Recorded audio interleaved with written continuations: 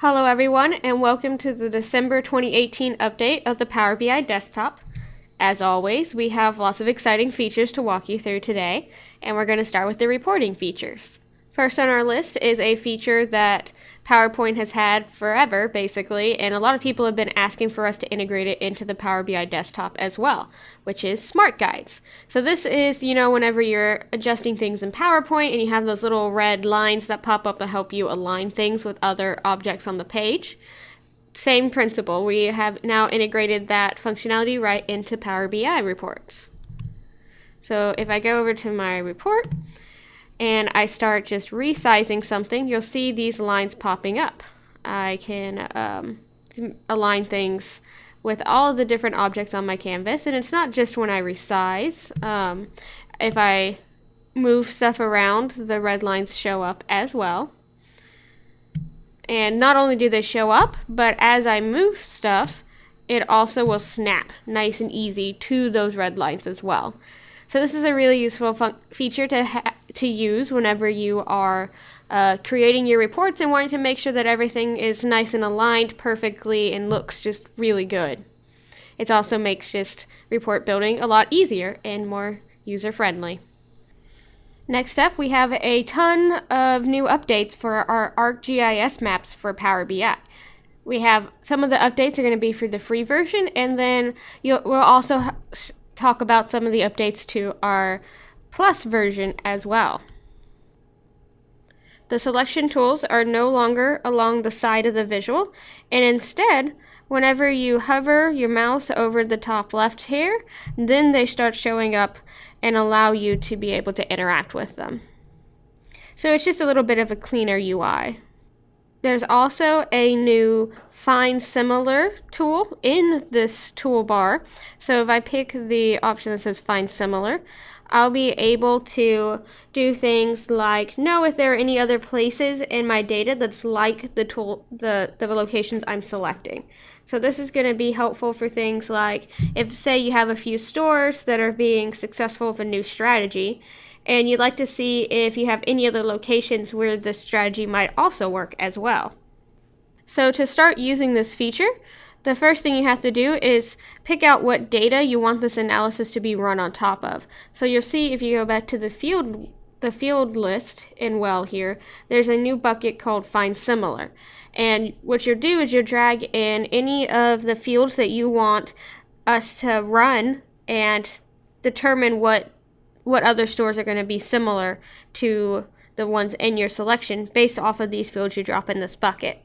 And so once you pick out the fields that you think are important, that's whenever this new option will be enabled for you. Clicking on it as well will tell you what fields are going to be used to calculate the similarity. So you can see here it lists out the store cells, education, things like that. So the things I had dropped in my bucket, I don't actually have to go back to the field well to actually see what the analysis is going to be run off of.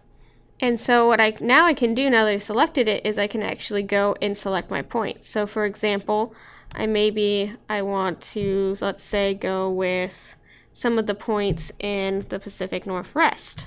So let's just pick a few of these bubbles. And then once I selected them, I can go and click Filter Report. Oh, actually, first I click Run. And then you'll see all the similar locations. So the blue ones are the ones I picked to filter based off of. And then Esri has found 10 locations, or about 10 locations that are similar to the ones I had selected here. And then I can go further and click Filter Report and actually filter the rest of my report based off of the data this analysis that I've just done. One thing to know is that all of this calculation is done on your local machine, so no information is sent to Esri servers. So you can be sure that your confidential data remains safe. Esri also has updated a lot of their boundary data as well. So Esri has supported the standard administrative boundaries for over 130 countries for quite a while, but they have done a lot of work to improve those even further to allow for greater accuracy. If I go into focus mode for this map and choose to edit the map, you'll see that the location type is an option in this toolbar. And you're able to do things like, let's say locations are in a specific country, and you can see all of the different countries that Esri does support for this. So of course my data is in the US, so I'm not going to change it, but you can see there's a lot of different locations available here. And what they've done is, for a lot of these regions, they've improved the accuracy of their boundary data. For example, one country that really benefits from these changes is Australia. So if I pick Australia in this drop down, if I was using Australia data, I'd be able to visualize my boundary data in different statistical area levels, which makes it easier for me to quickly and accurately map my data. For example, if in Australia, we now support not only 7, but all the way up to 11 SLA codes in Australia. You'll also see these kind of improvements for a lot of other countries as well, such as France and Spain. As I mentioned, there are improvements for the Plus subscription as well. So the ArcGIS Maps for Power BI Plus subscription has always unlocked access to a lot more of the Esri curated geographic content, but now Plus users can also access even more infographic data on income, expense, race, education, health, and other demographics as well. You can also now pin maps with up to 5,000 addresses. So the normal ArcGIS map for Power BI lets you geocode up to 1,500 addresses for maps, but with a Plus subscription, you can also geocode up to 5,000 addresses for every maps, and you're able to pin these maps to dashboards as well with no problems. So these are some of the mapping improvements that you'll see if you're using our ArcGIS maps for Power BI, and I definitely recommend giving it a try, especially if you have mapping needs for your reports. This visual is a very powerful visual and does take advantage of a lot of the Esri's leading visual analytics features for maps. Next up is some accessibility improvements for our field list. So hopefully you've seen over the past few months that we've been putting a lot of effort into making sure that Power BI end-to-end is a completely accessible tool. We want to make sure that everyone, no matter their ability, has access to data, because we know how powerful data is.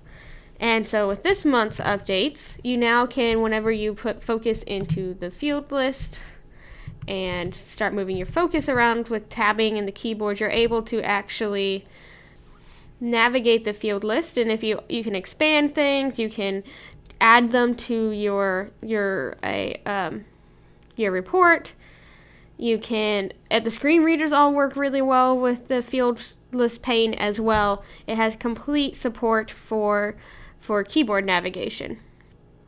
So as you're navigating, some keyboard shortcuts you might want to know are, for example, if you hit the right arrow key, you'll expand a table, and the left arrow key will collapse it.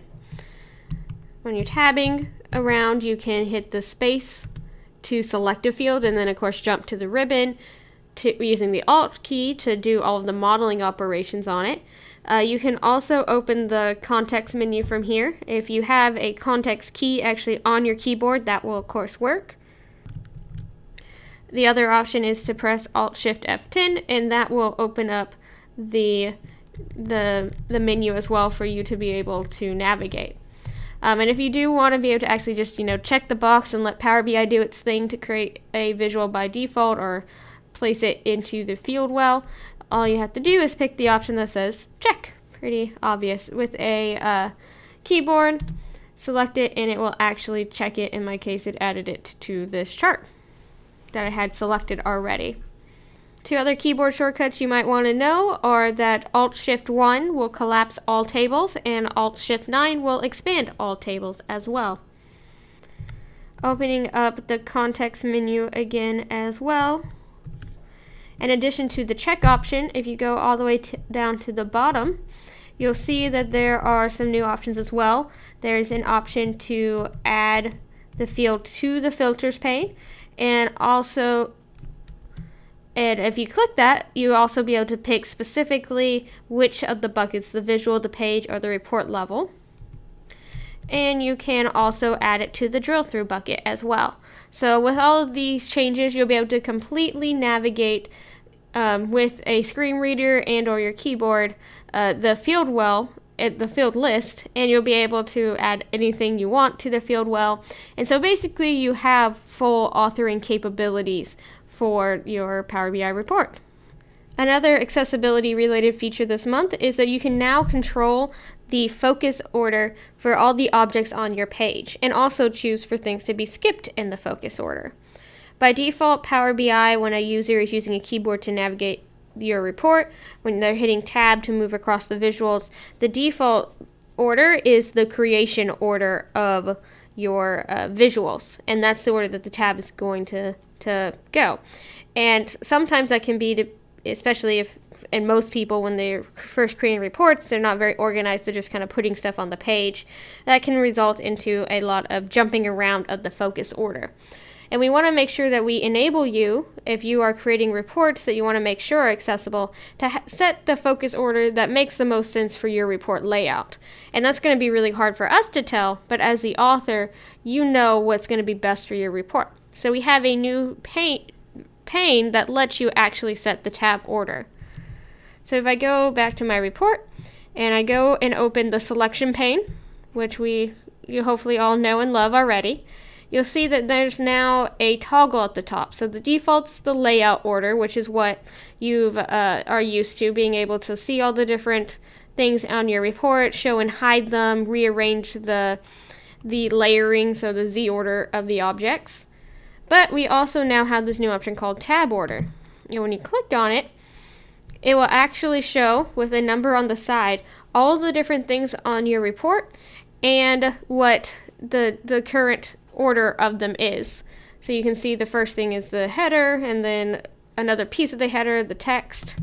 The overview is the first one, then sales report, then it's going to move to buttons, and all the different buttons on the left here, 1 through 10, and it will list out in the same order as the focus order is going to move.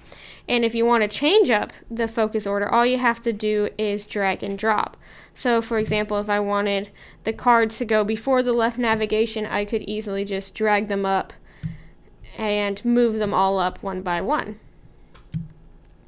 You can also use if you don't want to drag and drop, you can also use these arrows at the top, and there are some keyboard shortcuts that make it easier as well to rearrange things.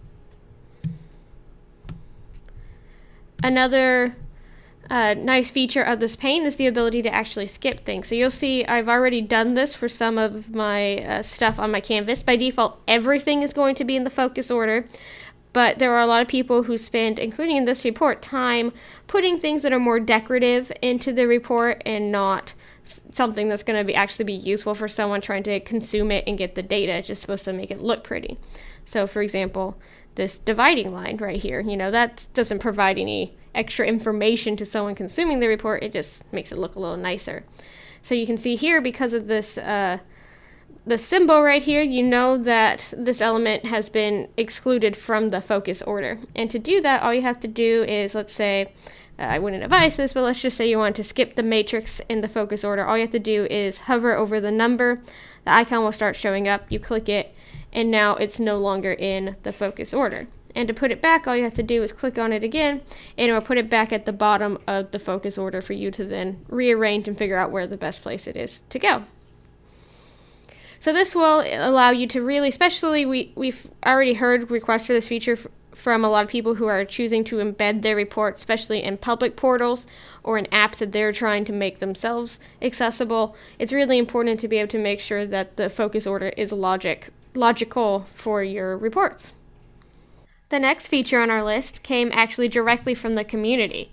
There was a request that was put on user voice for the ability to edit the tooltip that shows on buttons, and it took off on Twitter, and within a few days it actually showed up on the hot list, a lot of votes, and our engineering team loves especially seeing these like smaller features that would make a big impact and a lot of people are really excited about, and they love to just take them and see if they can make a really quick difference for our users.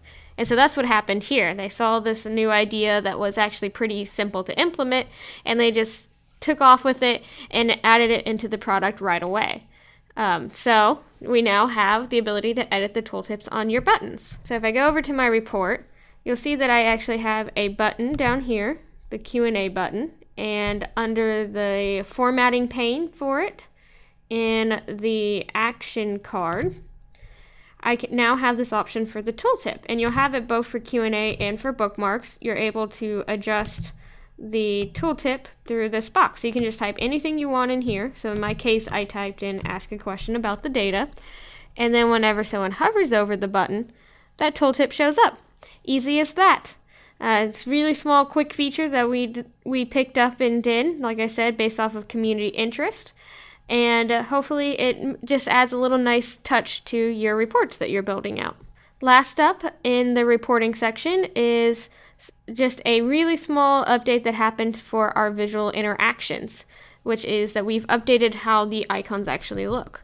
So if you go into the edit interactions mode, so let me select a visual and choose to edit interactions, you'll see that we have new button options available here, so you can actually see the filter icon is changed, so you can see the difference between this and the other icon. And these buttons are also now SVGs, so they scale nicer, they show up nicer, and to go along with that, actually, the visuals in our formatting pane as well, and many of the cards are also SVGs. So this was a cleanup task that we did that makes the icons list look nicer, but also is also a plus for accessibility, because that means that they'll respect your high contrast mode as well if you set that through the Windows settings. This month, under the analytics section, we have a preview of one of the most asked for features for Q&A, which is support for Live Connect models. So if I switch over to this report, you'll see, if you look in the bottom right, that it is in fact live connected to an analysis services tabular model. And because I turned the preview feature switch on in the options dialog, you'll see that the ask a question button is in fact enabled. It's no longer disabled. So all I have to do is double click and I'll be able to ask my question. So for example, sales amount by category. And just like that, I have Q&A working on my model. That's as easy as it is. There are a few limitations that you want to be aware of. So for example, it doesn't yet work for live connecting to a data set in the Power BI service. It also doesn't support multidimensional models.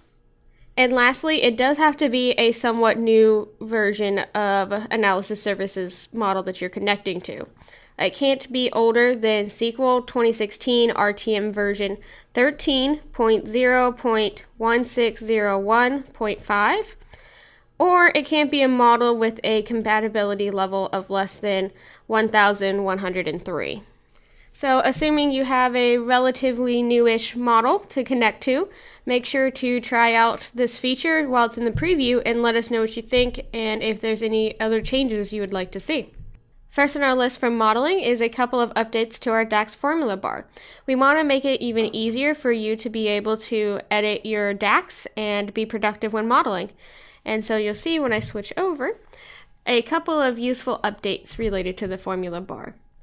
The first is that it now can be quite a bit bigger than it used to be. It used to have like a hard limit of 11 lines, which is okay in some cases, but if you have a measure that can be quite long and you're editing it, 11 lines is just not enough and you end up scrolling a lot.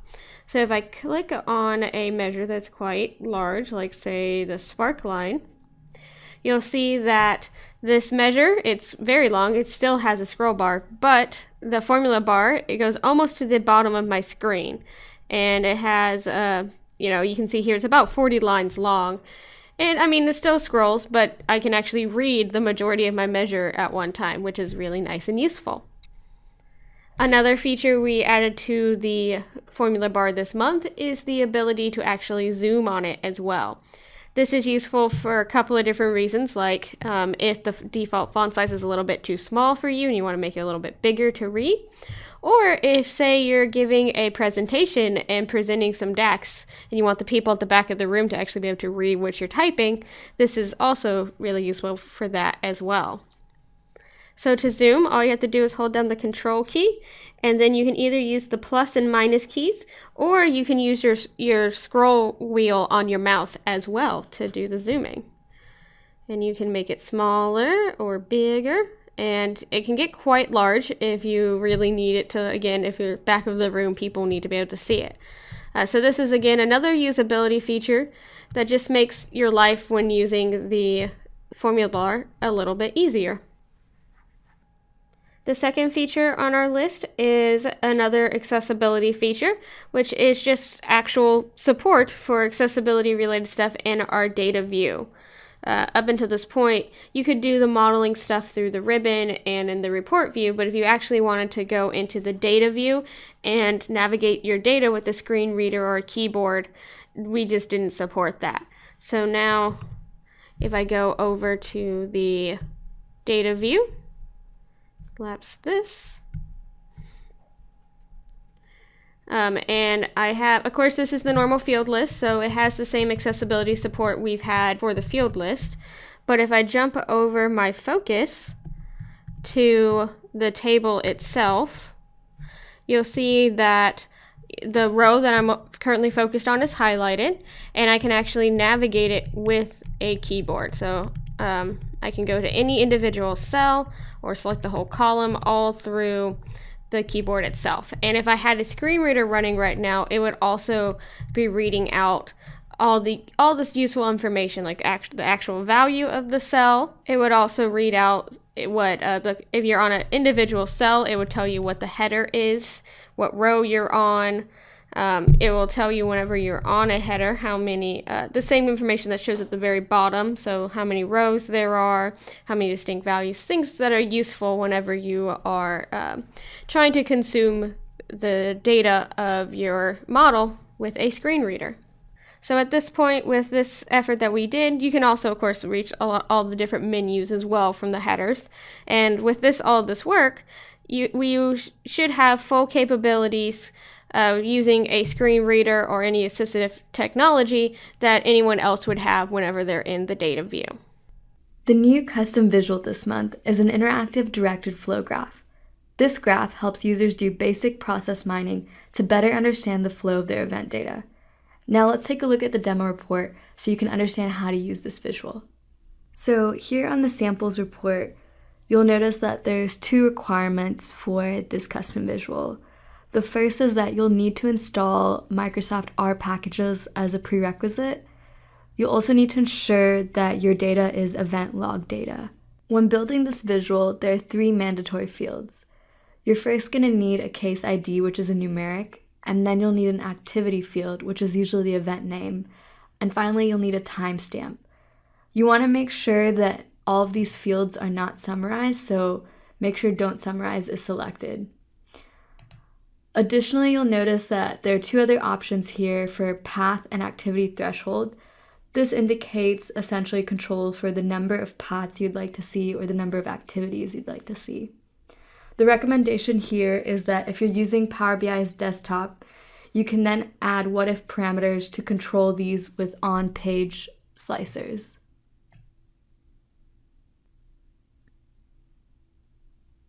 Now, for our data connectivity section. First on our list is the at-scale data connector, which is now available in Power BI Desktop. This connector allows you to build reports off your at-scale data in either import or direct query mode. The next connector on our list allows you to connect to Oracle eBase in import or direct query mode. Both of these connectors can now be found in the Get Data dialog of Power BI Desktop. But stay tuned because soon these connectors will will be supported also in Power BI service. Next, in our data preparation section, we have a new improvement to our fuzzy merge. We now allow you to specify the top n number of best matches per row. Let's take a look at the demo report to see this in action. So here on my demo report, I have two tables that I'd like to merge. The first is showing language and then the common greeting associated with that language. And then the next is showing the number of native speakers for a given language. So let's use fuzzy matching and then its new improvements to output a merged table. Okay, so let's click on our greetings table and then we're gonna select merge queries. And let's select our speakers table. We're gonna wanna merge the two by the common column, which is language. And then make sure the fuzzy matching option is selected. All right, so let's bring this up. So the new part that's been added is the maximum number of matches. So to show you how this works, I'm first not gonna specify anything, and then I'll come back and then specify 1 to be the maximum. So if we click OK. So since I didn't add a specific number for the maximum, you're gonna see this caused some errors in the merged table. And the error being that, for example, instead of pulling just Spanish for this row, it also pulled Danish as a match. So I don't want it to have multiple matches, I just want to match 1 per row. So I'm gonna go ahead and redo the setting so that I get the desired output table.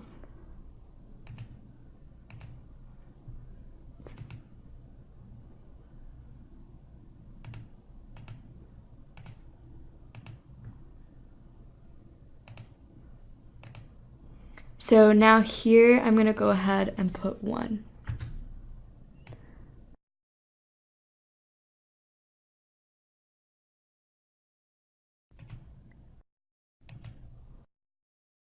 Now you see the merge is working as expected, and I'm only merging the single best match for each row. We have some other updates for you guys this month. Both are tied to accessibility. The first is we now have support for high contrast on all of our panes and the report footer. To test this out, you'll need to go to your system setting and turn high contrast on.